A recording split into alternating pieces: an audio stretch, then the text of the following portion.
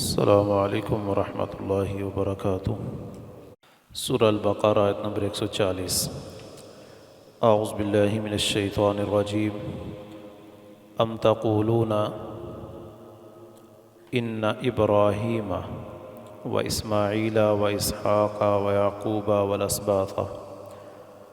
ام تقولون، یا تم یوں کہتے ہو، ان ابراہیم، کہ بے شک ابراہیم، و اسماعیل و اسحاق و یعقوب، اور اسماعیل، اسحاق اور یعقوب، والاسباط، اور ان کی اولادیں، کانوا ھودا او نصارا، وہ سارے یہودی تھے یا عیسائی تھے۔ تو ان دونوں کا یہ دعویٰ تھا۔ یہودی کہتے تھے یہ سب ہمارے دین پر تھے، یہودی تھے، اور عیسائی سارے کہتے تھے نصرانی، کہ وہ سارے کے سارے نصارہ تھے۔ قل، کہہ دے، اَأَنتُمْ أَعْلَمُ أَمِ اللَّهُ، کیا تم زیادہ جانتے ہو یا اللہ تعالیٰ؟ تو اس بات کو اللہ تعالیٰ نے کئی جگہوں پر رد کیا ہے۔ یہاں تو یہ سوال کیا نا، تم زیادہ جانتے ہو یا اللہ تعالیٰ؟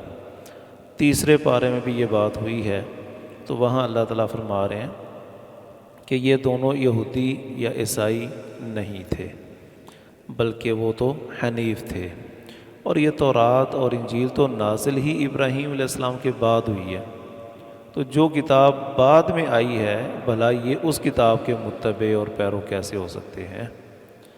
وَمَنْ أَظْلَمُ مِمَّنْ كَتَمَ شَهَادَةً عِنْدَهُ مِنَ اللَّهِ، اور کون بڑا ظالم ہو سکتا ہے اس شخص سے جس نے چھپا لی وہ گواہی جو اس کے پاس ہے اللہ تعالیٰ کی طرف سے۔ تو تمہارے پاس کتابیں موجود ہیں، اور ان کتابوں میں بڑی صراحت کے ساتھ لکھا ہوا ہے کہ وہ سب اللہ کے بندے تھے، اس کے پیغمبر رسول بھیجے گئے تھے، اور وہ شرک سے بالکل پاک تھے، ان کے اندر کوئی اس طرح کی آمیزش نہیں تھی۔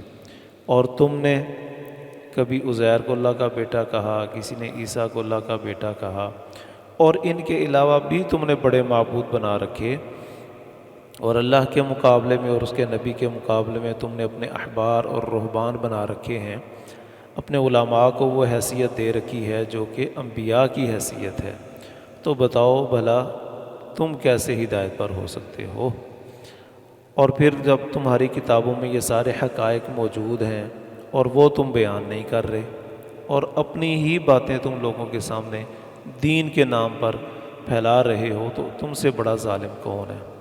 وَمَا اللَّهُ بِغَافِلٍ عَمَّا تَعْمَلُونَ، اور نہیں ہے اللہ تعالیٰ قطعاً غافل ان کاموں سے جو تم کر رہے ہو۔ وَمَا اللَّهُ غَافِلٌ بھی ہو سکتا تھا، اللہ غافل نہیں ہے، تو با لائی گئی ہے اس میں کلام میں زور پیدا کرنے کے لیے کہ اللہ بالکل غافل نہیں ہے، قطعاً غافل نہیں ہے۔ تِلْکَ أُمَّةٌ قَدْ خَلَتْ، یہ ایک امت ہی گزر چکی ہے۔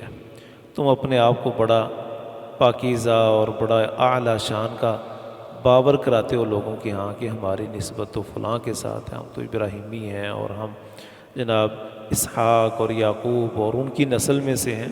تو یہ تمہارا ان کے ساتھ تعلق اپنا ثابت کرنا تمہیں تو کوئی فائدہ نہیں دے گا۔ یہ نیک لوگ تھے، وہ گزر گئے، لہا ما کسبت، ان کے لیے تھا جو انہوں نے کیا، ان کے نیک اعمال کا بدلہ انہیں ملنا ہے، تمہیں نہیں ملنا۔ وَلَكُمْ مَا كَسَبْتُمْ، اور تمہارے لیے ہے جو تم نے کمایا۔ تمہاری ان کے ساتھ نسبت اور تعلق کا تمہیں کوئی فائدہ نہیں ہوگا اگر تمہارا عقیدہ ٹھیک نہیں اور اگر تمہارے اعمال ٹھیک نہیں ہیں تو۔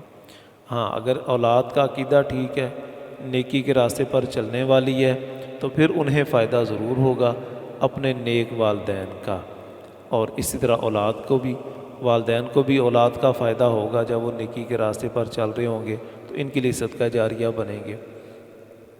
لیکن اگر دونوں کا راستہ ہی مختلف ہے، سمت ہی اور ہے، پھر ان کو کوئی فائدہ ایک دوسرے کا نہیں ہونے والا۔ وَلَا تُسْأَلُونَ عَمَّا كَانُوا يَعْمَلُونَ، اور نہیں تم سے سوال کیا جائے گا ان اعمال کے بارے میں جو وہ کرتے رہے ہیں۔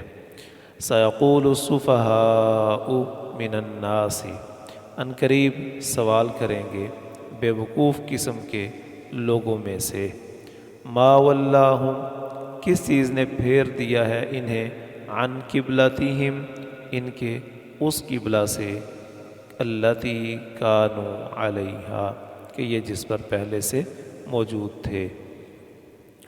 جب مکہ میں تھے تو اس وقت بیت اللہ کی بجائے بیت المقدس قبلہ تھا۔ نبی صلی اللہ علیہ وسلم بیت اللہ میں ایسی جگہ پر کھڑے ہوتے کہ آپ کے سامنے بیت اللہ بھی آ جاتا اور آپ کا رخ مسجد اقصیٰ کی طرف بھی ہو جاتا۔ پھر جب آپ مدینہ میں تشریف لے گئے 16-17 مہینے اسی پرانی روایت کے مطابق مسجد اقصیٰ کی طرف ہی منہ کر کے نماز پڑھتے رہے، لیکن خواہش یہی تھی کہ بیت اللہ کو قبلہ بنا دیا جائے۔ اللہ تعالیٰ نے تبدیل کر دیا کہ ٹھیک ہے آج کے بعد تم بیت اللہ کی طرف منہ کر کے نماز پڑھو گے۔ اب جب یہ تبدیلی ہو گئی تو جتنے بھی وہاں گروہ فرقے رہتے تھے سب نے شور مچا دیا کہ یہ کیا بات ہوئی، اگر یہ واقعی سچا نبی ہے اور یہ کتاب واقعی برحق ہے تو پھر پہلے قبلے سے تبدیلی کیوں ہوئی ہے؟ اگر یہ قبلہ ٹھیک تھا تو پہلے ہی اس کو ہونا چاہیے تھا، اور اگر وہ قبلہ ٹھیک ہے تو پھر تبدیلی کیوں ہوئی ہے؟ تو یہ اس طرح کی یہودیوں کو تو تکلیف یہ ہوئی کہ ہمارا جو قبلہ تھا، کیونکہ وہ بیت المقدس کو مقدس جانتے ہیں، وہاں ان کا وہ ایک دیوار ہے، دیوار گریہ، تو ان کے ہاں وہ محترم ہے، عیسائیوں کے ہاں بھی وہی معزز ہے، تو انہوں نے اس لحاظ سے شور مچانا، انہیں یہ تکلیف ہے کہ ہمارے قبلے سے انہوں نے منہ کیوں موڑا ہے، اس لیے وہ پریشان ہے اور شور کر رہے ہیں۔ اور مشرکین کو ایک اصول ویسے ہی ہاتھ لگ گیا کہ اچھا چلو اب موقع ہے جھوٹا ثابت کرنے کا، الزام لگانے کا تو لگا لو۔ تو اللہ تعالیٰ نے دونوں کو، سب کو بیوقوف کہا کہ یہ بیوقوف ہیں، ان کو پتہ ہی کوئی نہیں کہ حقائق کیا ہوتے ہیں، اصل بات کیا ہوتی ہے۔ انہوں نے صرف کسی طرف منہ کر کے نماز پڑھنے کو ہی اصل سمجھ لی ہے، جبکہ اصل یہ نہیں ہے۔ اصل کیا ہے؟ قل للہ المشرق والمغرب، کہہ دے اللہ ہی کے لیے ہے مشرق اور مغرب۔ مشرق، مغرب، شمال، جنوب، یہ ساری سمتیں تو اللہ تعالیٰ کی بنائی ہوئی ہیں، اور ہم پابند ہیں اللہ کے حکم کے، نہ کہ ان سمتوں کے۔ تو اللہ تعالیٰ جس سمت کی طرف چاہے ہمیں حکم دے دے نماز پڑھنے کا، ہمارا تو اس میں کوئی اختیار نہیں ہے۔ تو یہدی من یشاء الی صراط مستقیم، وہ ہدایت دیتا ہے جسے چاہتا ہے سیدھی راہ کی طرف۔ اللہ تعالیٰ جسے چاہتا ہے توفیق دے دیتا ہے بات ماننے کی، اور جسے چاہتا ہے بات ماننے کی توفیق سے محروم رکھتا ہے۔ اس نے ہمیں توفیق دے دی، ہم نے اس کی بات کو مان لیا، تمہیں توفیق نہیں دی، تم محروم ہو، اس میں ہمارا کوئی قصور نہیں ہے۔ اللہ تعالیٰ سمجھنے کی، عمل کرنے کی توفیق عطا فرمائے۔